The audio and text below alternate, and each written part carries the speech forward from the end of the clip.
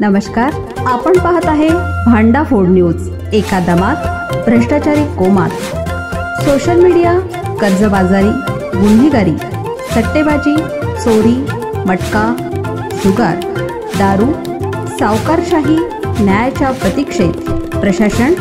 भांडाफोड news, एका दमात भ्रष्टाचारी कोमात। एकमेकांकडे रागानं बघण्याच्या कारणावरून कुरुंदवाडमध्ये धारधार शस्त्रानं वार करून तरुणाचा खून, 3 आरोपींचा पोलिसांकडून शोध सुरू। कुरुंदवाडमध्ये धारधार शस्त्रानं वार करून युवकाचा खून, 3 आरोपींचा पोलिसांकडून शोध सुरू।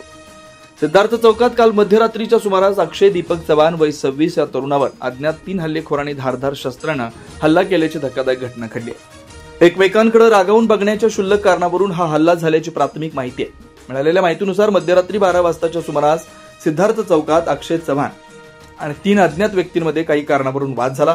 हा वाद विकोपाला जाऊन आरोपींनी अक्षयवर धारधार शस्त्रानं प्राणघातक हल्ला केला।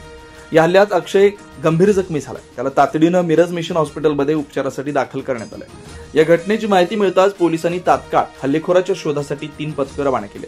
अप्पर पोलीस अधीक्षक अण्णासाहेब जाधव आणि उपअधीक्षक समीर सिंह साळवी यांच्या मार्गदर्शनाखाली तपास सुरू आहे। तपास अधिकारी फडणीस हे पुढील तपास करतायत। हल्लेखोरांना लवकरच जेरबंद करण्यात येईल असं पोलिसांनी सांगितलं। भांडाफोड न्यूजसाठी सहसंपादक विवेक कांबळे।